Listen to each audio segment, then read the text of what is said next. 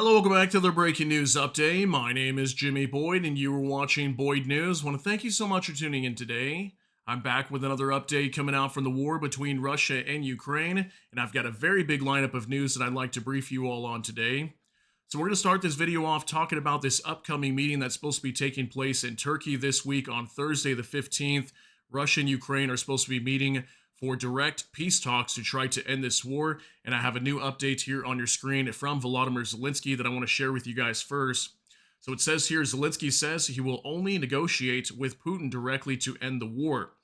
Zelenskyy raised the stakes ahead of a potential meeting with Vladimir Putin in Turkey on Thursday by saying he wouldn't hold talks with any Russian representative other than Putin himself. So this was stated today by Volodymyr Zelenskyy while he was speaking to reporters in Kiev today, holding a press conference. So calling Putin out and saying, I will only negotiate directly with you to end this war. He's also claiming that Russian President Vladimir Putin holds all the cards here, and it's really up to him at the end of the day to end this war, that no other representative can do so, only Putin himself. So definitely raising the stakes here and calling on Putin to arrive in Turkey. And as far as I know, if he is going to be heading to Turkey, he should be heading out tomorrow. I do have a lot of information indicating today that most likely he will not be going. So this could be a huge sign that maybe this war is not going to come to an end, but things could really just change on a dime here, and maybe Putin will actually head to Turkey. We'll see what happens. So we'll talk more about that soon. We also have information coming out from Europe today that apparently they are waiting for the U.S. To initiate any kind of sanctions onto Russia. We heard yesterday that multiple European nations were warning Vladimir Putin that if he did not agree to a 30-day ceasefire starting yesterday on May 12th, that they would slam Russia with sanctions. Looks like that's not the case anymore. They're just going to side with U.S. President Donald Trump, as he's claiming that Volodymyr Zelenskyy should just head over to Turkey, meet with Putin, and they're not going to be putting any sanctions onto Russia right now. So Europe basically folding on that idea and siding with the U.S. and stating we will just go ahead and impose sanctions after Thursday if Russia is not showing any real signs of ensuring peace in this war. So also information on that in just a little bit. And then we're still trying to figure out if U.S. President Donald Trump is going to be arriving in Turkey as well. Right now, he's in the Middle East. He just arrived in Saudi Arabia today to meet with the Crown Prince over there. So I've got some information on that and lots of other things I want to cover for you guys in this war. So let's go ahead and jump into this. Lots of news to cover here today. So we'll start off with Anton Gerashenko, President Zelenskyy about the meeting in Istanbul. I am ready for the meeting. I believe that we need to take the first step for the sake of people. Already the whole world supports this for the sake, first of all, of Ukrainians. Everyone wants to end the end of the war. We want to agree on the beginning of the end of the war, at least the beginning. Okay, so I've got a 1:44 clip of Zelenskyy today speaking to reporters. It does have subtitles here in the bottom of your screen, so go ahead and pay attention to what he has to say. Я говорив з президентом Ердоганом щодо нашої зустрічі. Знов-таки хочеться розставити всі точки, і щоб потім не було ніяких інших зайвих маніпуляцій з боку Росії і їх лідера. Ми проговорили з президентом Ердоганом, що у мене буде зустріч з ним в столиці Туреччини. Це Анкара. Вона буде в четвер 15 числа. Ми будемо чекати на зустріч з Путіним в Туреччині, щоб Росія не маніпулювала містами і не казала, що Путін не готовий прилітати в Анкару, а готовий летіти тільки в Стамбул. Я одразу хочу сказати, що якщо Путін прилітає в Стамбул, а не в столицю, я передав сигнал президенту Ердогану, і турецька сторона готова, що ми з президентом Ердоганом полетимо в Стамбул. Тобто в будь-якому випадку ми зробимо все, щоб ця зустріч відбулася. Якщо Путін дійсно готовий не тільки в медіа, а в реальному житті зустрічатись, тоді на рівні лідерів ми зробимо все, щоб домовитись про припинення вогню. Бо саме з ним я повинен домовлятись про припинення вогню. Бо тільки він це вирішить. Ми запропонували президенту Трампу доєднатись. Я не знаю рішення президента Сполучених Штатів Америки, але у будь-якому випадку, якщо б він підтвердив свою участь, я думаю, що це би мало додатковий імпульс до того, щоб Путін прилетів. Okay, so big statement here coming out from Volodymyr Zelensky calling on Vladimir Putin to meet him actually at the capital of Ankara in Turkey first. And I guess soon after that, that's when they'll head to Istanbul for talks on ending this war. And if you notice here, he's also calling on Donald Trump, saying that Trump is more than welcome to show up to this meeting. And he believes that it's important for Trump to show up because it'll most likely encourage Vladimir Putin to be there as well. So let's see what happens. I'm actually hoping that Trump and Putin both show up because that will definitely bring an end to this war, at least get it closer to that. Or at least we'll be able to figure out whether this war is going to come to an end, is probably what a lot of people are thinking.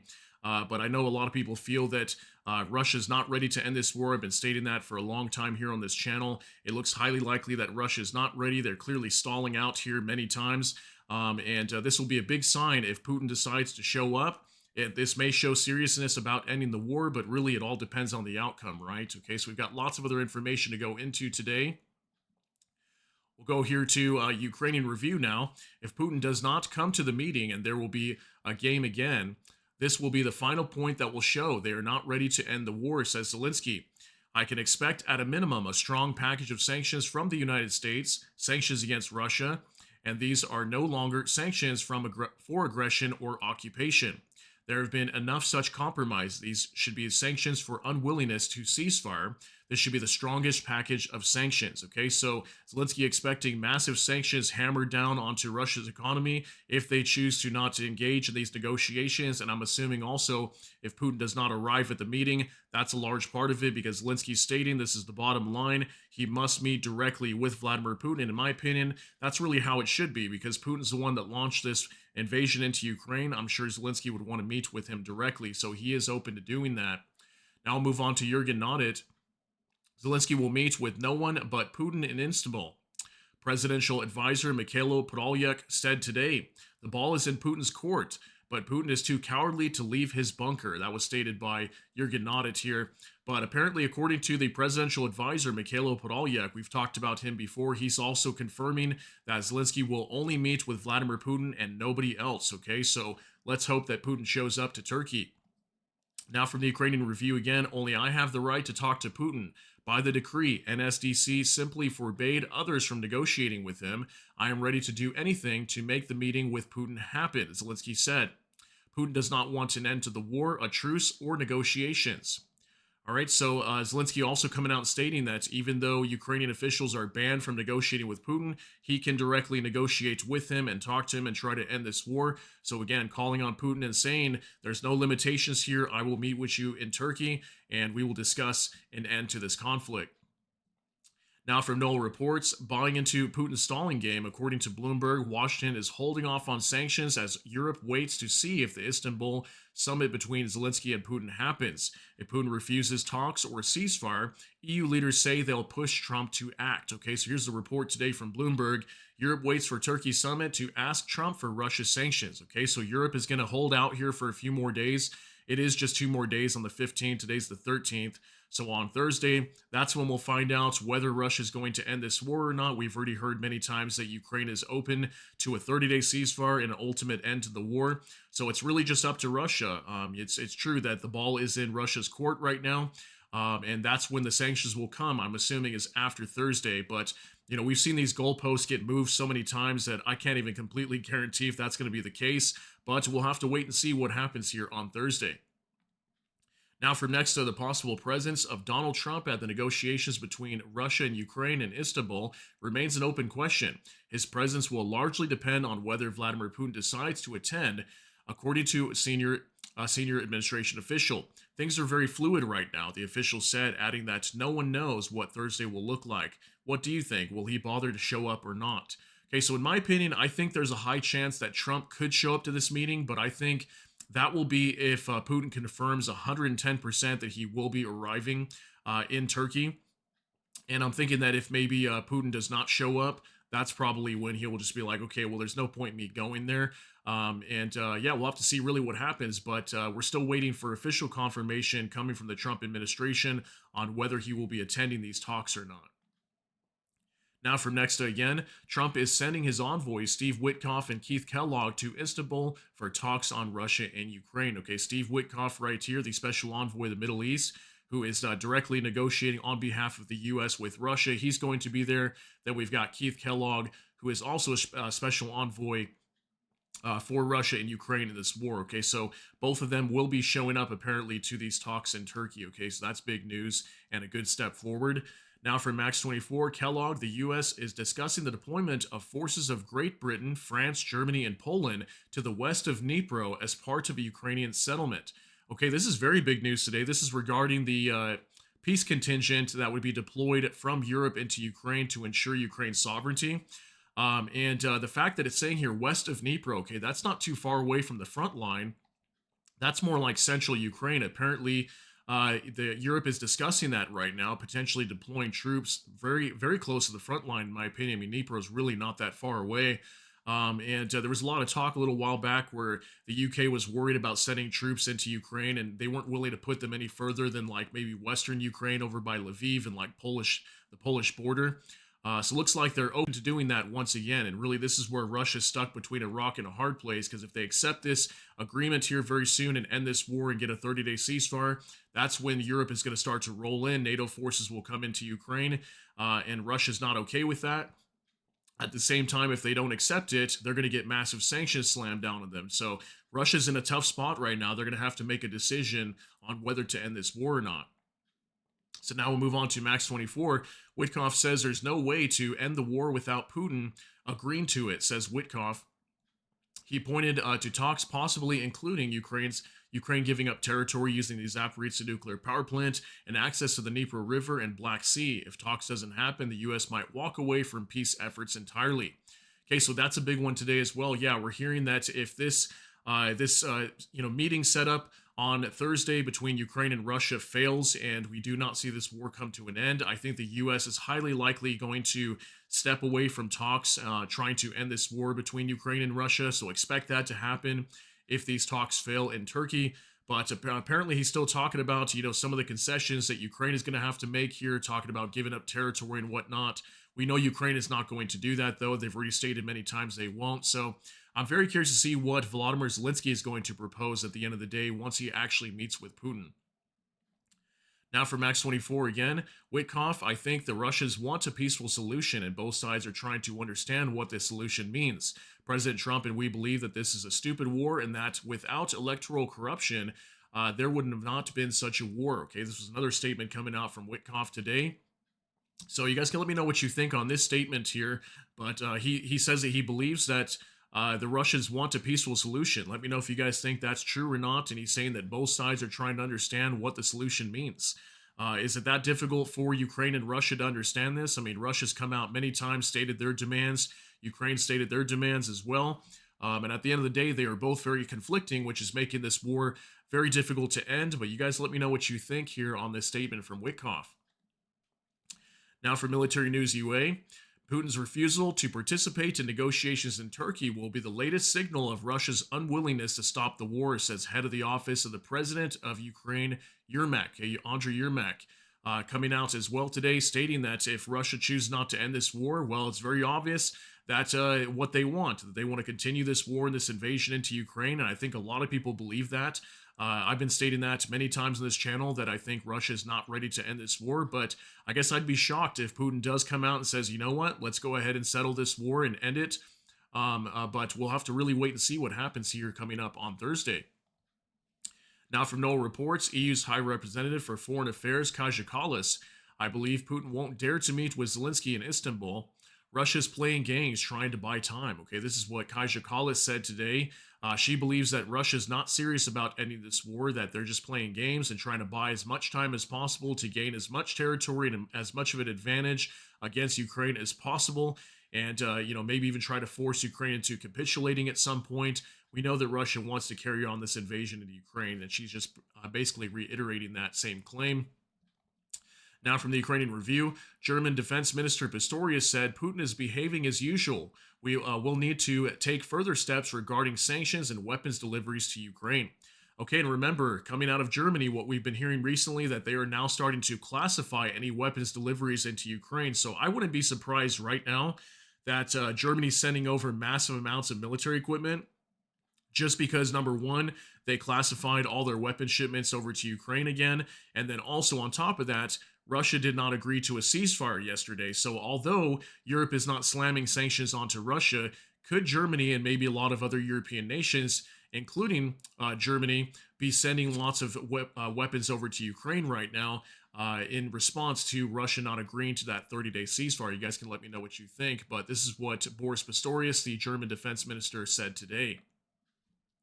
Now for Max 24, EU countries have fully agreed on the 17th package of sanctions against Russia, according to Handelsblatt, if I'm saying that right. Okay, so the new 17th package of sanctions is agreed upon and ready to go, and we'll see if Putin shows up in Turkey. These sanctions most likely will be canceled, but if he does not, I'm assuming these sanctions packages will be absolutely massive and go after Russia's energy sector and their oil industry and banking sectors of their economy, on top of the U.S. doing the same thing as well. Now for Max 24 again, MERS reported if there is no progress this week on Ukraine ceasefire, we will move to increase sanctions on Russia. New sanctions on Russia will cover energy and financial markets. Okay, this was stated by Friedrich Merz today, the new German chancellor. So just reiterating the same claim that they're apparently ready to slam sanctions onto Russia, but we continuously hear this coming out from the West. They state that they're going to do that, but really talk is cheap at the end of the day, and actions speak louder than words. So it's really up to Europe at the end of the day to stick to their word and show up with action soon after that. And we'll see if they actually increase sanctions onto Russia this week if Russia does not end the war. Now for Max 24 again, Putin will not fly to Istanbul and does not plan to. At the same time, a plane is being prepared for Lavrov and Putin's assistant, Ushakov, for the flight to Istanbul, according to some Russian media. Okay, so apparently some Russian media today reporting Putin's not going to be going to Turkey.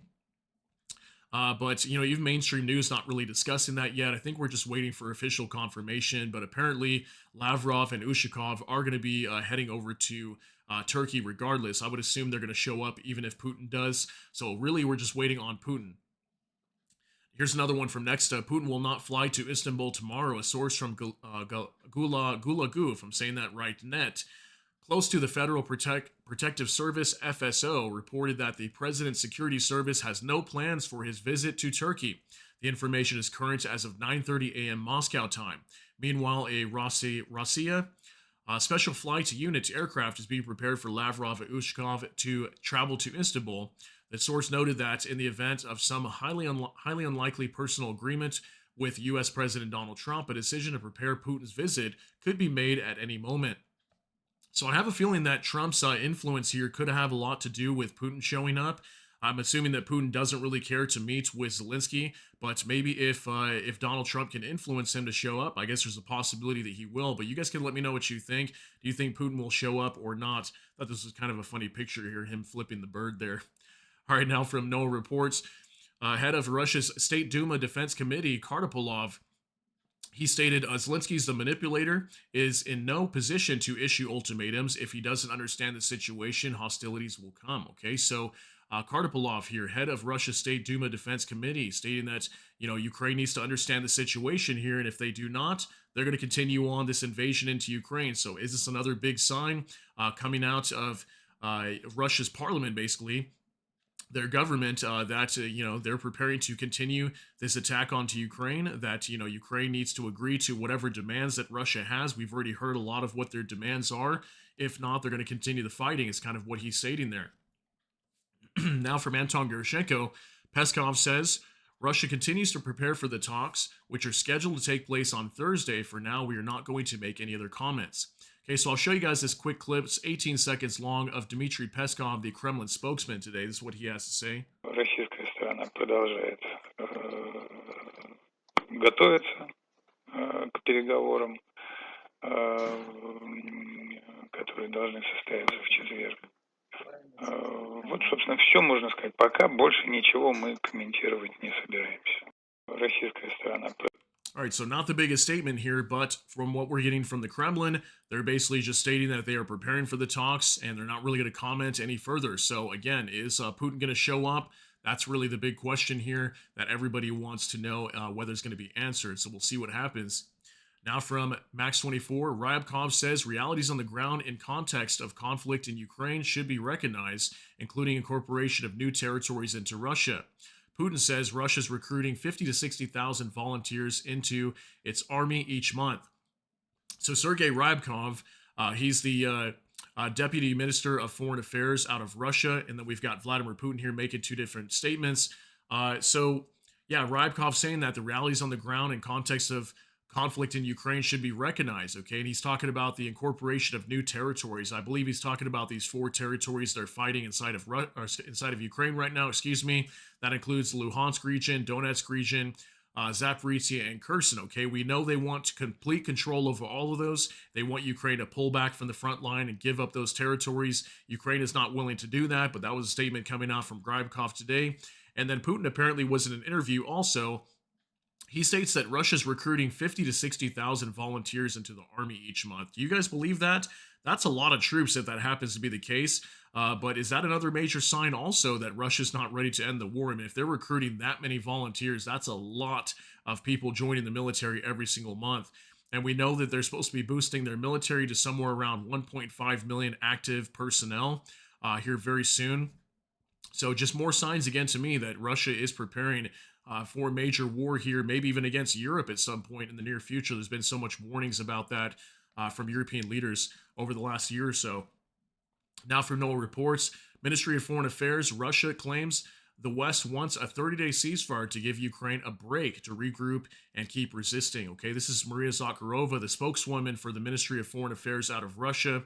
This is what she stated today, that the West is just trying to give Ukraine some time to regroup and keep resisting against the Russian Federation, who is attacking them right now.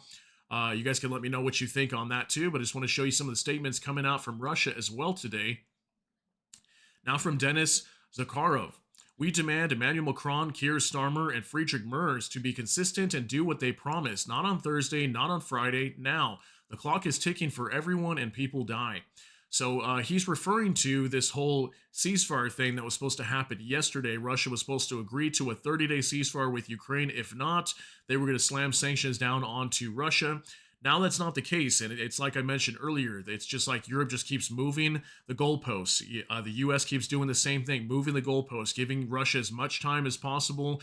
Let them, stall the negotiations out as much as they possibly can for whatever reason that Russia's doing so. Let me know what you guys think on this. Should Europe be slamming Russia with sanctions right now? Should the U.S. be slamming Russia with sanctions, not waiting for these talks in Turkey? Has Russia been given more than enough time to prove whether they're ready to end this war or not? You guys can let me know what you think on that down below. Also, take a look at this from Darth Putin. Kremlin offers direct talks, no ceasefire. Okay, that's what Putin said on Saturday. Did not want to agree to a ceasefire, but wanted direct talks with Ukraine. Then next, EU and Zelenskyy demand ceasefire first. This was on Monday, okay? Calling on Russia, agree to a 30-day ceasefire, otherwise we're not going to have any talks. Then after that, Kremlin insists on direct talks first, okay? So now Putin's saying, no, we don't want a 30-day ceasefire, just meet us in Turkey and let's talk. Then out of nowhere, Trump sides with the Kremlin. That's when Trump came out and said, okay, Russia does not want a ceasefire, so just go ahead, Zelenskyy, meet with Russia in Turkey on Thursday, and go ahead and move forward with these talks. Don't worry about any sanctions or anything right now. Then after that, Zelenskyy agrees to the talks, right?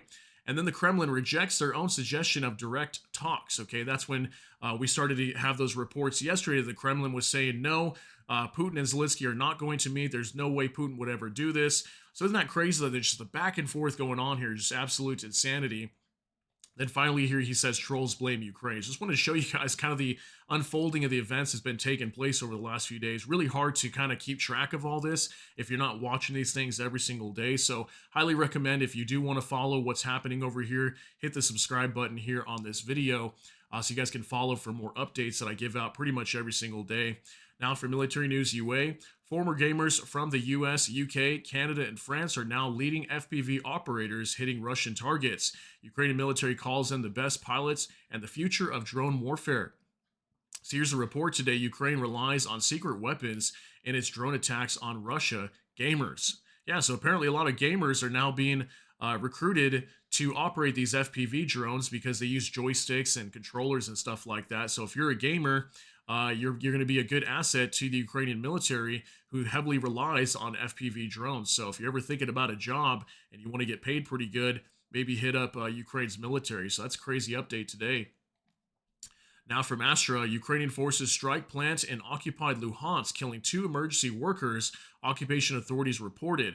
2 other rescue service employees were injured, according to the press service of the self-proclaimed Republic's government. 3 Ukrainian fixed-wing strike drones targeted an asphalt concrete plant in Luhansk. As a result, a fire broke out at the production site. Less than an hour later, another enemy drone struck the plant's grounds. Casualty details are being clarified, the statement said. All right, so in the Luhansk region of Ukraine, we had a Ukrainian drone attack. These are the remnants of these drones that were striking this facility. 2 emergency workers apparently were killed. That's not good news, unfortunately. That was the outcome here, but looks like Ukraine was going after some sort of military target over here. We do see a lot of drones striking in the Luhansk region. Sometimes we even had oil depots over here being attacked in the past. So allegedly some sort of concrete or asphalt plant being targeted as well. And we know the Russians use a lot of civilian infrastructure like this for military purposes, so that's probably what Ukraine was targeting. Now from Anton Gerashenko, Russia is redeploying air defense systems to the temporarily occupied territory of Crimea, weakening its air defense positions in other directions. Spokesman of the Ukrainian Navy, Dmytro Pletenchuk, said. Crimea is of symbolic and logistical importance to Russia. Air defense density on the peninsula is higher than in many other parts of Russia. Due to sanctions and a shortage of microelectronics, the Russians have limited capacity to replenish air defense losses, Pletenchuk said. According to him, since the beginning of 2024, Ukrainian forces have destroyed a significant number of Russian air defense systems, the Black Sea Fleet headquarters, and other facilities. Despite the losses, Russia continues to launch drones from the territory of Crimea. The key sites remain Cape Chauda, Pivkivka, and the Kerch area. Since 2022, the peninsula has been attacked almost daily by drones and missiles, and in most cases, the Russian Ministry of Defense or the Russian authorities do not confirm hits on military targets, even if this information is verified. Okay, so apparently Russia redeploying a lot of air defense systems to Crimea. This is going to leave a lot of other areas in Russia wide open for Ukraine to launch drone attacks directly on the territory of the Russian Federation. And we did have a report, I think it was yesterday or the day before, I shared with you guys that apparently some satellite images coming from like far eastern Russia were showing that Russia was creating some like mock-ups of air defense systems to replace some of the systems that were being transferred from the Far East, possibly indicating that Russia is running out of air defense systems, okay? And these things are very expensive to produce, and it takes them a lot of time to produce these as well. So if Russia only has very little of these, that's possibly also why we're seeing so many of these drones just smashing targets all over Russia, and their air defense systems are being overwhelmed, okay? So that's a bad sign for Russia that they don't have enough air defense systems, but that's also very good for Ukraine that they could just launch lots of drone attacks, and many of these drones being unabated and not taken down. Now from Bliskovka, the Pope has not made a decision on a visit to Ukraine, contrary to rumors and Telegram channels. At the moment, it is only about an invitation from Zelenskyy. The Italian La Repubblica writes that Pope Francis wanted to go to Kiev not without visiting Moscow. Pope Leo will have to decide whether to accept the invitation, and if so, with what terms. Okay, so yeah, another update here regarding the Pope. We've been hearing that he's been invited to go meet Zelenskyy in Ukraine. Apparently, he has not made a decision yet, but maybe in the near future, he will be heading over there. Just want to give you an update on that. Now from the Kyiv Independent, Taiwan pledges $2 million for demining in Ukraine. Taiwan intends to contribute up to $2 million for demining efforts in Ukraine, Lithuania's defense ministry announced on May 12th. Okay, so huge support coming from Taiwan, helping Ukraine out with demining operations, okay, getting rid of a lot of these mines that might be planted on the ground from the Russians. And this is something that's going to really be needed, especially after this war comes to an end, if they want to remove a lot of these mines that have been planted, maybe even from the Ukrainian side. So big help from Taiwan today. Now for Special Kherson Cat, airstrike on a Russian river crossing somewhere in the Kursk region filmed by the Russians. I want to show you guys this. In the Kursk region, there was a couple videos coming out showing massive strikes. I think it was from HIMARS. There was an up-close video that I think is just going to be a little too brutal to put here on YouTube. Some Russian soldiers were walking on a bridge in the Kursk region and directly got hit. This might be that same bridge, but from a different angle, guys. Take a look at this.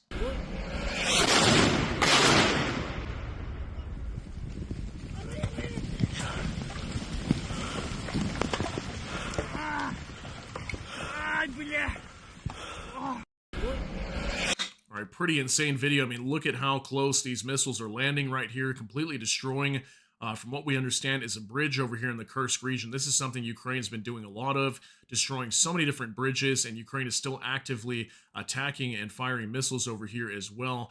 We still had an update yesterday in the city of Tyatkino in southwestern Kursk.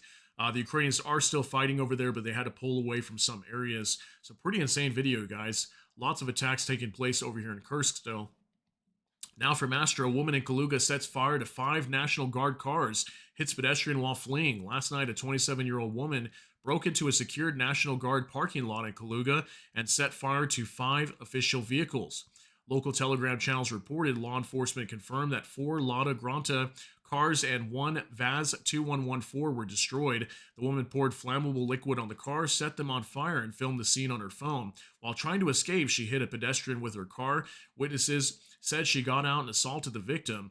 The pedestrian was injured. Their condition is being clarified. The suspect was detained at the scene. The total damage is estimated around 5 million rubles, or about $61,000. According to local sources, the suspect's name is Irina. Born in 1999, she reportedly has a 3-month-old child at home. So I wonder why this woman would have done this, but we've been seeing a lot of infrastructure, especially if it's any connection to the Russian military. Sometimes we have trains being set on fire in Russia as well. So was this woman probably being paid to do this? Maybe. Could this be an act of Ukraine's intelligence service? That could be possible as well. We don't have too much details on this, but allegedly this woman just came over here and started burning down a lot of these vehicles. Some of these even look like police cars. This was pictures coming out from the scene today out of Russia. It's pretty insane there. Now for Bliskovka, Ukraine-U.S. subsoil agreement will not yield quick results. Fields will take at least 10 years to launch, according to the Financial Times.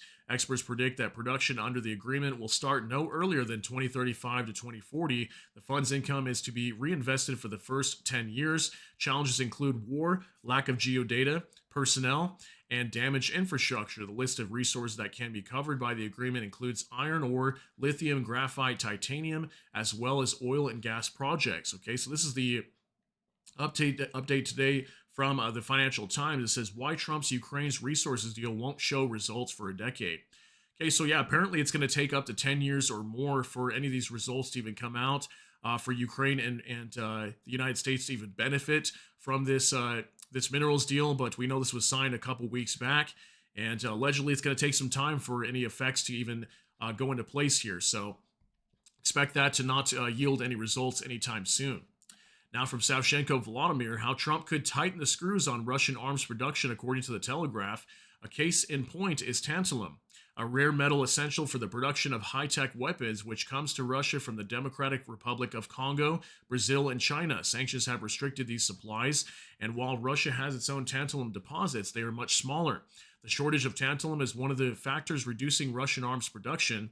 The Russians have tried to buy more processed tantalum from China, but the quality has been poor. Russian industry needs 1,700 pounds of high-quality processed tantalum every month to fulfill existing contracts for new weapons in the coming months. Russian factories need more than 4.5 tons, but current stocks are just over 2 tons. According to Front Intelligence, there are no immediate solutions for the purchase of the remaining 2 tons. To fill the gap, Russian industry could buy more dual-use tantalum components. Shutting down this last source of tantalum should be a priority for Russia's enemies and Ukraine's friends. Here's a report today. Here's just one of the many ways Trump can turn the screw on Putin's arms making. Sanctions could work if they were implemented seriously. So yeah, apparently if they were to shut down the export of tantalum to Russia, this could potentially make it difficult for them to produce a lot of weapons that they need to fight this war. I mean, this is just yet another way that the U.S. and Europe could be attacking Russia economically to shut down this war effort, but we haven't really seen much coming from this. So this was a report coming out today. Now, for more translated, Donald Trump has arrived at Saudi Arabia as part of his Middle East tour. On this day, a meeting is expected in Riyadh between Trump and Crown Prince Mohammed bin Salman Al Saud.